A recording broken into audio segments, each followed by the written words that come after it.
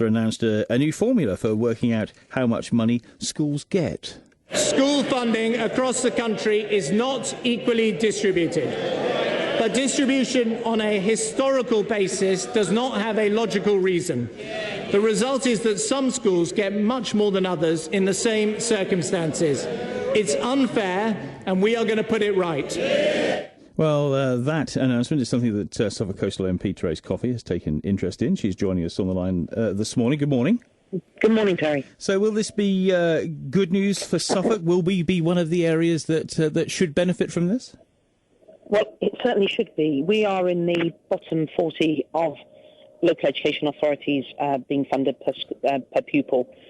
And there's been quite a long campaign on this matter. We've had debates in Parliament, met ministers, and I'm pleased that the government has finally committed to reviewing the funding formula.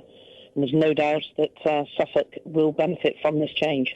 Yeah, it's interesting, isn't it? Because we've seen a lot of work, obviously, in Suffolk in the move towards improving education standards, raising the bar, and No School in Ireland, and the like, and comparisons with Hackney. Of course, often the teaching profession coming back and saying, "Well, hold on a minute. You know, pupils in Hackney generate so much income, in Suffolk so much less income. So this is about equalising this up a bit."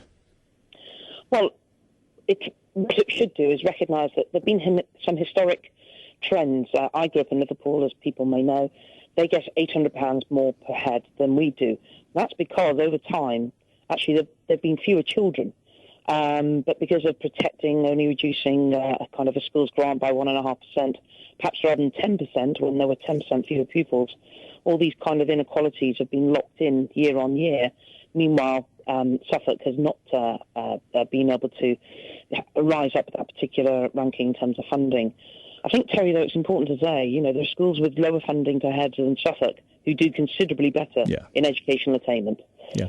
So it's not all down just to the amount of money that the pupils generate in terms of income for their schools. I think we appreciate that. Right, look, other issues from yesterday's spending review. Not good news for lower paid public sector workers. Well, I think bear in mind that we have been raising the personal threshold on tax allowances. That's already putting pay into people's pockets.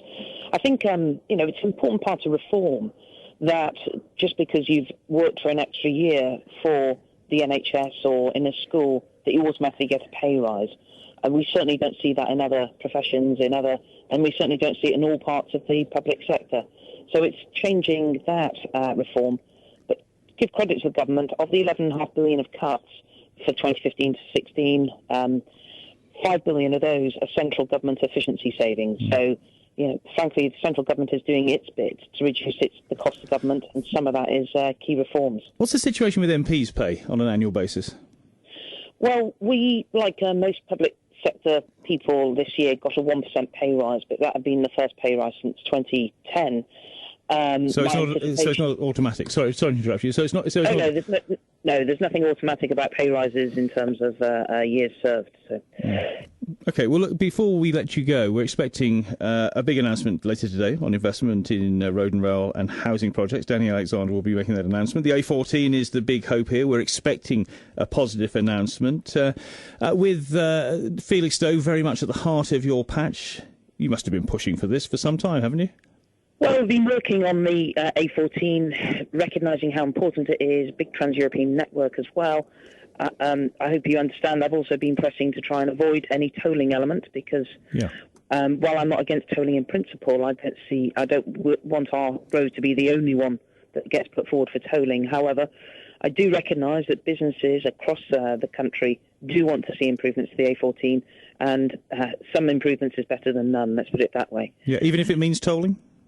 Well, I will keep pressing on that. I'm not privy to the details of what's being announced later, but we're expecting some big announcements on energy as well. I don't want to give false hopes. I'm not talking about Sizewell or anything like that, but there are some big announcements due to be made. Therese Coffey, we'll look forward to... Terry, just before I go, is it possible to say I want to say another non-executive director has resigned from the ambulance board, the most recent recruit, Mrs. Stockham, and I want to give credit to her for having the good grace to go. So all these matters are very pressing for your listeners as well. Thank you very much indeed. Therese Coffey, Suffolk Coastal MP.